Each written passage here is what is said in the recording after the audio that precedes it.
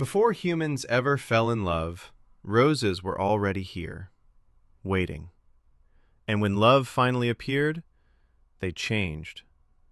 Not to celebrate it, but to survive it. Roses are older than memory itself, over 35 million years old, growing silently across the earth. No one knows what they meant back then, because meaning didn't exist yet, until humans gave it one. There's a forgotten myth, older than history.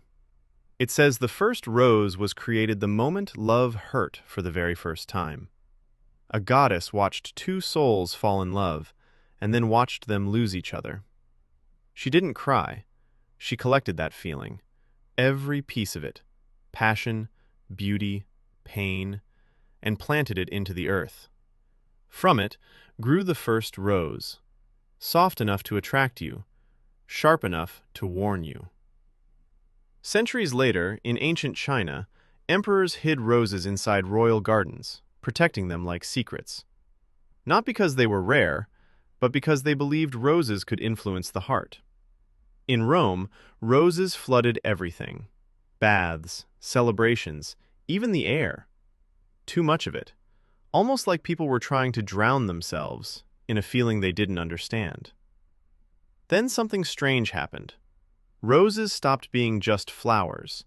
They became symbols of power.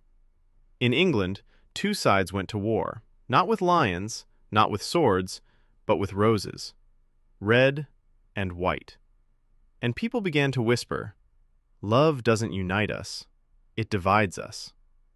That's when humans gave roses meaning: red for love that burns, white for love untouched, yellow once meant jealousy, betrayal, until time softened it into friendship. But think about that.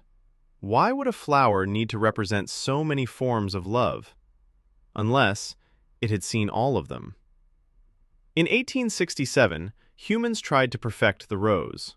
A new kind was created: flawless, controlled, predictable, the first modern hybrid. They thought they had mastered it, but they were wrong. You can reshape a rose, but you can't erase what it remembers. Throughout history, roses were more than beauty.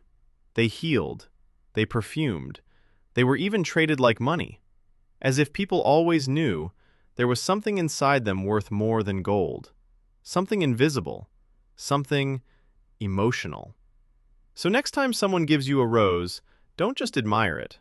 Look closer, because that flower, in some form, has existed for millions of years, through every love story, every heartbreak, every goodbye. And somehow, it always comes back. But here's the part no one can explain. If roses were born from love, then why do some of them grow darker, as if they've seen too much of it?